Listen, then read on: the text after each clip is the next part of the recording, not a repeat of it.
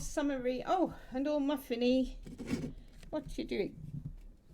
Oh, you have to. What have you got on your tail?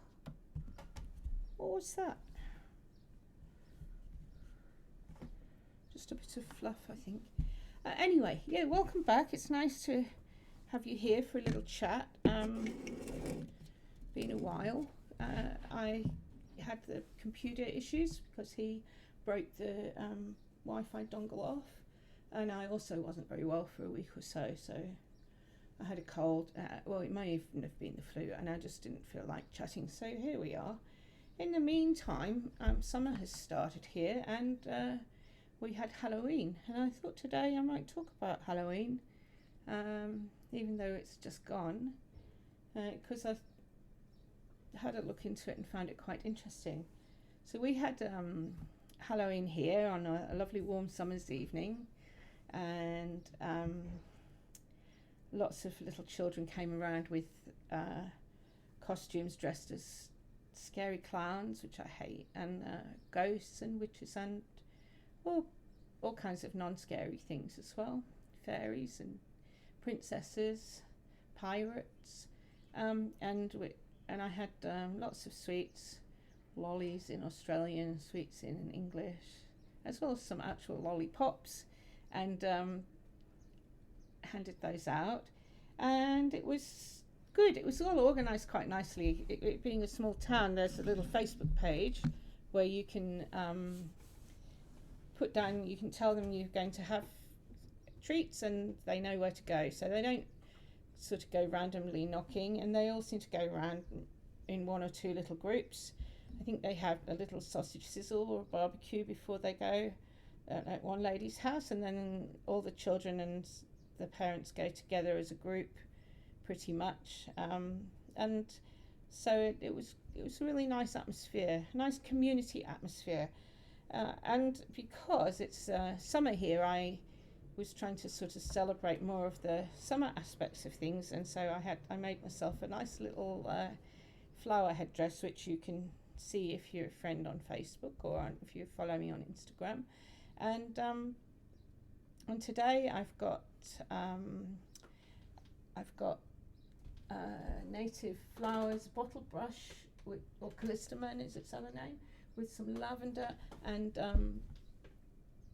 we've got our candles, although these ones are not real, in case you're worried about the curtain setting on fire, but these three over here are real. And I've put up my May Day tea towel that my cousin Louise brought me, because November the 1st, which is All Hallows, is the equivalent of May Day here in the seasons. So we've had this strange combination of All Hallows Eve and All Hallows Day, which is normally in the start of the winter in the UK as the sun starts to go away. We're having it in the summer. So yeah, the May Day thing's appropriate. I think this one is more of a it's as much of a May Day. Hang on, I'm moving the wrong way. A social justice and workers' rights poster when it was originally made. Power to the workers. But it's also got lovely flowers, and it's really pretty, so I love it. It would be the equivalent here of the Celtic Festival of Beltane at the start of the summer, and in the UK, Halloween falls the equivalent of the Celtic Festival of Samhain, which is both are celebrated with bonfires. And Samhain was the time when they reckon that the veil between the living and the dead is really thin, and the spirits could get through in the myth. So that it was a time when evil spirits might be around, or just spirits of the dead might be around. And I think that the Christian Church co-opted that so that they could combine it with All Hallows. So All Saints Day, All Hallows Day on November the 1st, when you remember the dead who've passed on, And in the Roman Catholic tradition, you can pray for them. Protestants, we don't get to do that because they reckon there's no point praying for the dead. So anyway, but a time to remember your ancestors, either way. Except that here it isn't winter time, and it's not the time to do that.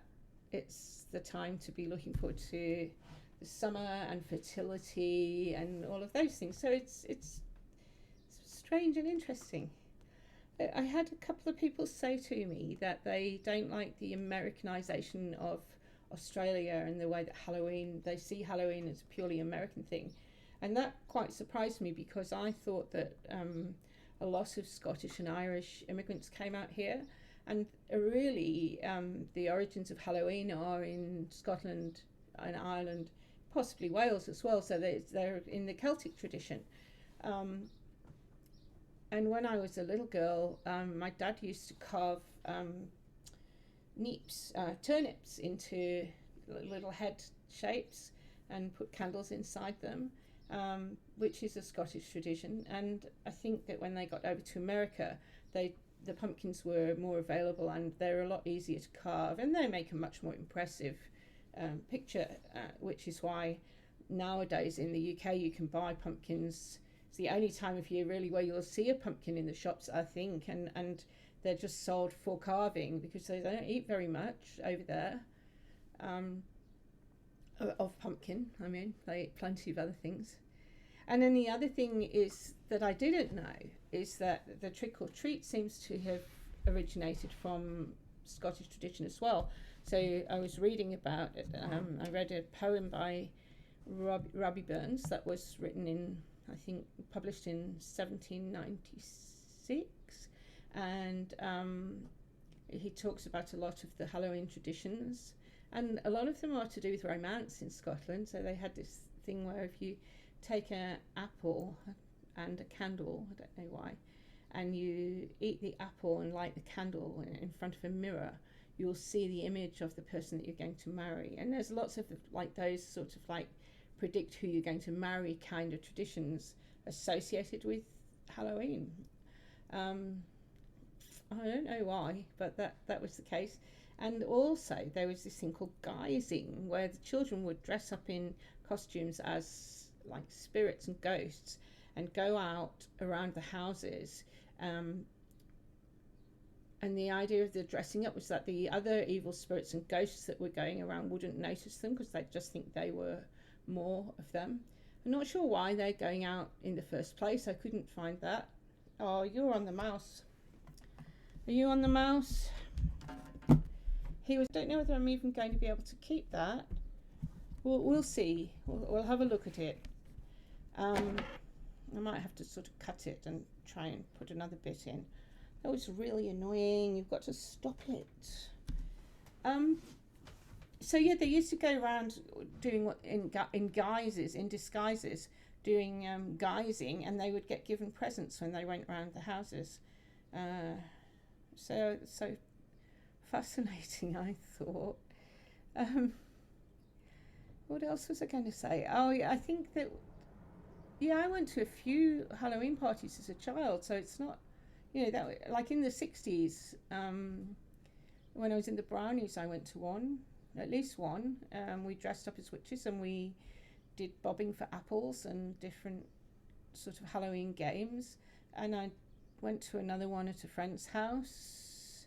Didn't like that one. They had really scary games, like they blindfolded you and put your finger in a bag and you had to feel things, and they said it was eyeballs. It felt like eyeballs, but it was really just peeled grapes. But it was horrible. I still remember. I didn't like it.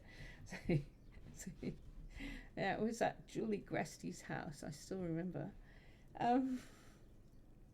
So yeah, I we always have had Halloween traditions in Britain as far as I'm concerned, but a number of Australians have told me they did not come over here and that they see it as American. So there you go. Do not walk on the mouse, Muffin. So that's probably good enough for this week. I shall update next week with more sort of like things about what I've been doing, not very much, and how I've been feeling, which is like fairly good in general, and stuff like that. And I might read you. I've been doing a bit of writing. I might read you something that I've written. And in the meantime, I hope you have a really good week or two, and I hope that you know that you're very valuable and worthwhile. And if you're going through difficult things, know that they will pass and they don't last forever. Because I know one or two people who are. So yeah, love you all. Oh, I know what I was going to say. I've never done the like and subscribe thing, and you certainly don't have to. But if you do put a like or if you do subscribe, it kind of lets me know that people are interested in watching. But I've had a number of people say they like watching the videos, so I'll still keep making them anyway, regardless. But it is nice when it says, "Oh, someone liked your video," and you're like, "Oh, that's very cool. Someone liked it." So yeah. Right. Bye for now. I'll stop rambling. Take care. Where's the stop button, Muffin? Where have you... Oh, I can't even see the screen. There we go.